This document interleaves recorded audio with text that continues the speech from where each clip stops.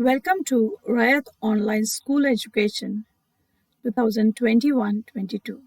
Sadhguru Garge Maharaj College, Karad, guidance by Principal Dr. Mohan Rajmane Sir, Standard 11, subject Bookkeeping and Accountancy.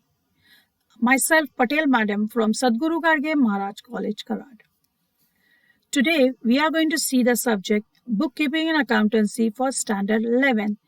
And we are going to see the chapter number 1, Introduction to Bookkeeping and Accountancy. In the bookkeeping and accountancy, already the first point, which is the bookkeeping, is taught to you in the last lecture. Introduction, definition, evolution, features, objectives, etc. is taught to you in the last lecture. Today, we are going to move ahead and we will see the second part, which is accountancy. As accountancy is a very broader concept than bookkeeping. It is said as where bookkeeping ends, accountancy starts from there. As bookkeeping is recording and analyzing the transaction in a proper systematic manner, accountancy is much more than that. Accountancy is a very broader concept than bookkeeping, and always it records the transaction, classifies, analyze, summarize, and interpret the results always. So accountancy is the stage after bookkeeping where the recording and duly classification of transactions are always analyzed, summarized, and interpreted. Accounting is always based on the bookkeeping because bookkeeping is the first stage and accountancy is the second stage. In bookkeeping, recording of transaction is always done at the first stage immediately after any transactions take place. But in accountancy, after the bookkeeping has completed, recording and duly classification of transactions are analyzed, summarized, and interpreted. Accountancy is a result which have been seen for making profit and loss account as well as the balance sheet. Accountancy always helps the management in decision making. There are basic norms and assumptions which have been developed as the basis of the accounting system. These are the accounting principles which are universally accepted and adopted by the accountants too. Accountancy provides the details of the whole year. The senior staff is fully responsible for keeping the accounts. Accountancy includes analysis and interpretation of the data which is collected and generating reports based on it. Because when the reports which are based on that basis, management can take the decisions on the reports. Accountancy always is considered as a broader concept because the main objective of accountancy aims at preparation of the financial statements and providing the information to the authority. It refers to deriving the profits as well as losses of the business and analyzing the financial position of the business. As we all know that as a businessman has to bear profit as well as losses.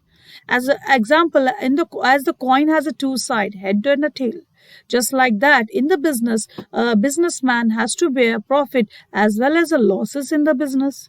So, when he derives profit or loss, at that time, he can analyze the financial position of the business by knowing the exact profit or loss in the business with the help of accountancy. So, that was the meaning of it. Definition of accountancy, though, it is put forth by Professor Robert N. Anthony. He has defined accounting as nearly every business enterprise has an accounting system. It is a means of collecting, summarizing, analyzing, and reporting in monetary terms information about the business transaction. Robert Anthony has said it correctly that every business enterprise has to go with the accounting system. And in the accounting system, what is done?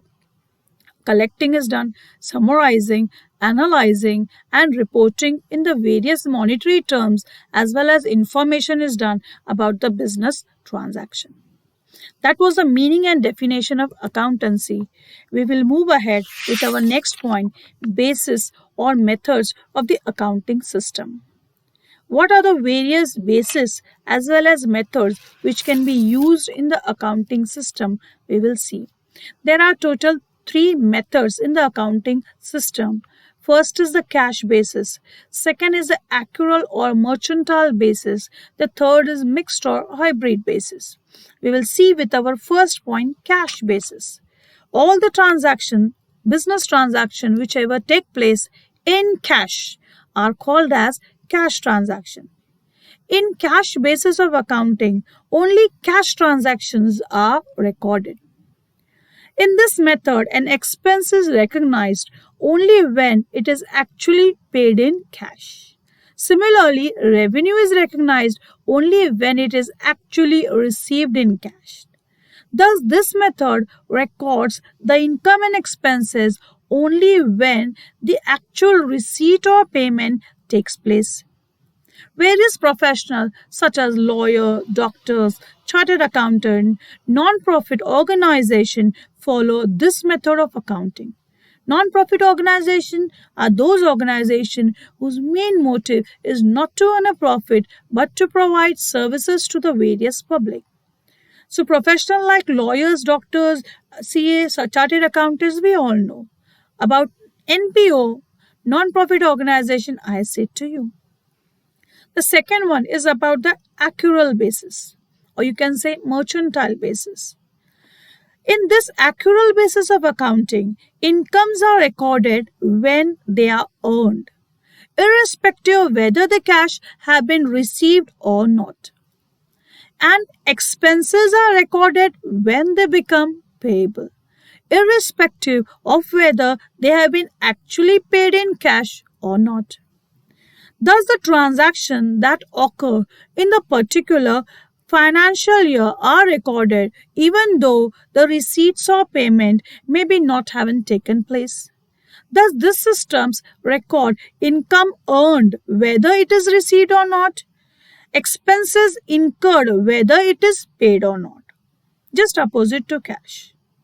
Example which is provided over here. Example, Ashok sold goods to Rakesh worth rupees 50,000 on 28th of March, for which the payment was made on 2nd of April. As per the cash basis of accounting, this transaction should be recorded on 2nd April. But when we go according to accrual basis of accounting, this transaction will be recorded on 28th of March. 28th of March. From this, you must have understood the difference between the cash basis or accrual basis. The third one is about the mixed or hybrid basis. This system is the combination of the first and second, which is the cash basis or the accrual basis of accounting. It follows both the method, first cash and second accrual basis. In this method, the revenues and assets are generally recorded on the cash basis, whereas expenses are generally recorded on the accrual basis. But however, in a country like India, the law has prohibited to use this method of accounting, which is mixed or hybrid combination of cash as well as accrual. So, in this way, there are three methods of accounting system: cash basis, accrual or mercantile basis, mixed or hybrid basis. We will see our next point, which is the qualitative characteristics of accounting information. While we are collecting the accounting information, what qualitative characteristic the information should have is totally divided into 4 points. Number 1, reliability of accounting information. Number 2, relevance of accounting information. Number 3, understandability of accounting information. And number 4 is comparability of accounting information. The first one we will see the reliability of accounting information. This is the very important characteristics of the accounting information. It is one of the two primary quality which are relevance and reliability. That means the first and second is a very, very important characteristic. Accounting information can be useful for decision making only if it is reliable. Accounting information is used to form a judgment about the earning capacity and the financial position of the business, and hence its reliability is very crucial. Reliability may be different from different items. Example, as a level of uncertainty in the realization of current asset and a plant and machinery is different. The reliability regarding the information pertaining it also may differ from one to another. Point number 1, reliability of accounting information. Point number 2 is relevance of accounting information. As now only I said you the first two is a very important characteristic for accounting information. Number 2 is the relevant accounting information is the information that is required by a decision maker to predict about the result of various events in the past, present and the future. Any information which is disclosed, the accounting which is disclosed changes the result or outcome of the business and impact the decision making. That means it should be relevant. All the accounting information which is useful and relevant should be included in the books of account. At the same time, any irrelevant or any unnecessary information should be ignored. Accounting information should have timelessness or dedicative and feedback value too. Example, it is given that if there is a customer who owes a very large sum of a business has made default in payment, then this information is very important and relevant since it will affect the profits of the business too. However, default of a very small or negligible amount is not relevant as it will have no impact on the profit percentage of the business. That was the second relevance of accounting information. Point number 3 is understandability of the accounting information. Accounting information is used by the various users such as management, shareholder, maybe owner, banks who give loan to the business. It will become useful only if it is understandable. When the accounting information is presented in the form and using terminologies that is easily understood by the use of the information, then its significance and benefits increases more. It becomes useful for wider circles of users. Accounting information should therefore have the quality of understandability so that it can be understood easily by all the users such as management, shareholder, owner or the banks who provide loan to the business. So the information which is collected always should be understandable by the users. Point number 3. Point number 4 is comparability of accounting information. Decision maker who take decision after comparing the various alternatives that are easily available to them. Example is given here, two firms or two different periods of same firm, etc. For this purpose, they compare the accounting information of these alternatives. For facilitating the comparison, the accounting information need to be compared. Example is given here again. The decision maker can make his decision by comparing the financial strength as well as weakness of two companies or two firms. The accounting information will become useful to him if it is compared. By this you can understood that in the last point, comparability of accounting information, when you compare exactly the information, it is known and it will be useful for the management or the decision maker who can take the decision by comparing. That was about the qualitative characteristics of information. Accounting information divided into 4 points: reliability of accounting information, relevance of accounting information, understandability of accounting information, and the fourth one is comparability of accounting information. we will see ahead the next point, which is basic accounting terminologies. Very important this point is, because in this point each and every concept you will come to know, which is very useful throughout the life of accountancy. In the basic accounting terminologies, various systems are there where accounting part is there, which you will come to know. Following accounting terminologies are very important and play a very vital role which is used in today's modern business world. There are many terminologies which are used in accountancy to understand the concept of accountancy. It is very necessary for you to be familiar with each and every one. Let's start with the point number 1, which is transaction. Transaction means exchange of goods and services between two persons or parties for monies or money's worth. You can understand that your exchange is there of good as well as services, and these exchange should be there between two parties. Two party means seller is there as well as a buyer is there. For money and for money's worth is said as a transaction. Transactions are further divided into 2 points, which you can see in the diagram: monetary transaction, and the second one is non-monetary transactions. First one we will see monetary transaction. Monetary transactions are those transactions which involve an exchange of money or money's worth directly or indirectly are called as monetary transaction. So the transaction which involve exchange of money or money's worth directly or indirectly is said as monetary transactions. Here, only monetary transactions are recorded in the books of accounts.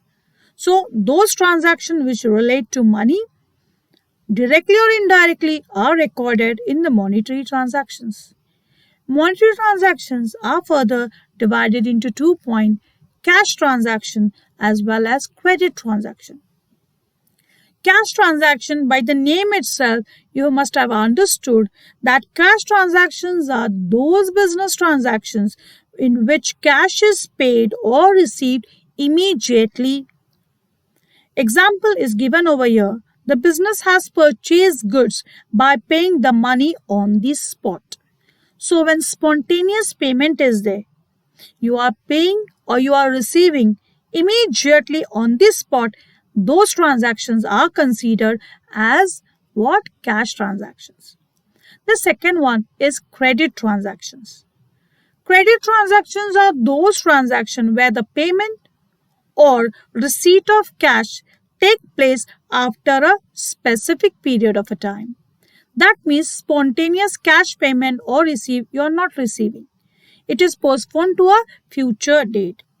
Example, goods are purchased from Mr. Nitin, however, the payment shall be done after 3 months. In this example, you must have understood that immediately payment is not done to Mr. Nitin. The payment is said to be done after 3 months. So these transactions are said credit transaction where spontaneous payment is not done, it is postponed to a future date.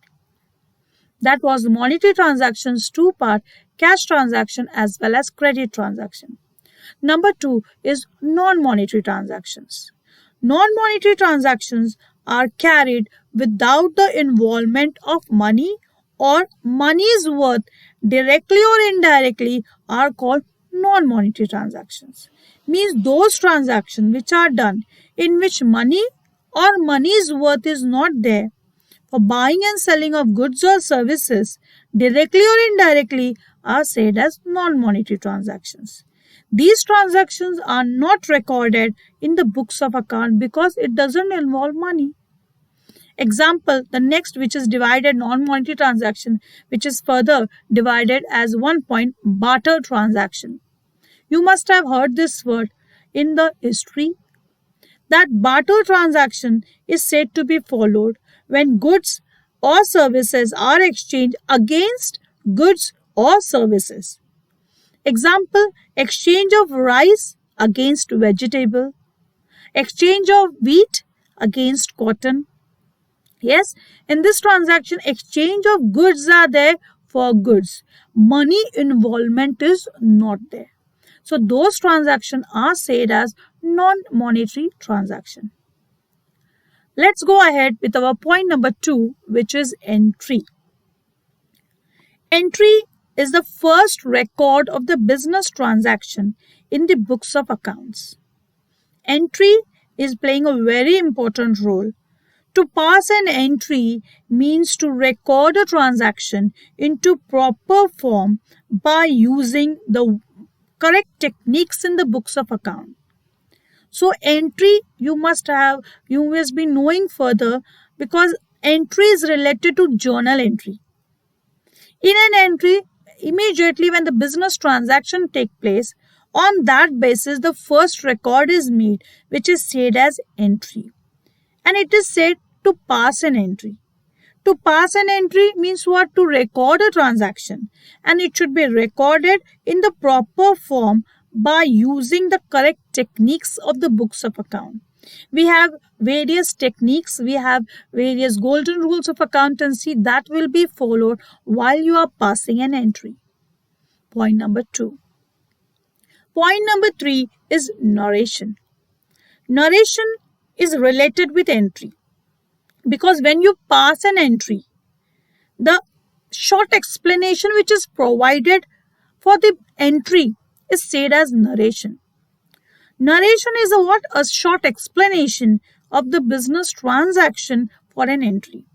That means above entry, which now only I said you, to pass an entry means to record a transactions. Just like that, when the entry is passed, on that a short explanation which is written is said as narration. Narration is a short explanation of the business transaction which is given for an entry. It starts with the word being and is written in the bracket below the entry. Below the entry, you have to write this as a short explanation, and it should always start with the word being. Number 3 is narration. Number 3 is narration, which I have said you. Number 4 is goods. What is good? We will see. Goods are commodity, or you can say it's an article or it's a thing bought or sold by a businessman with a motive to earn a profit. The businessman may manufacture the good himself, or he may purchase them for the purpose of sale. Example, for a furniture mart, if it's a furniture mart, what will be there in the furniture mart? Chair, tables, cabinets, dining table, etc., which is good. For a stationery shop, what will be the goods? Pen, book, notebook, etc. will be said as a good. For a goldsmith, what will be the good? Gold will be the good. Okay, that is said about the good. Number 5 is capital. Now, what is a capital? We will see over here. The total amount of good invested by the proprietor in the business is called as a capital. So the total capital, always say, is to say that total amount of a fund which is invested by the proprietor into the business is said as a capital. In the accounting sense, it is said as the excess of assets over liability is called as a capital. Capital is said as a liability of the business as the amount is repayable to the owner of the business unit. It is said as a formula, capital is equal to assets minus liabilities. Next point is drawings.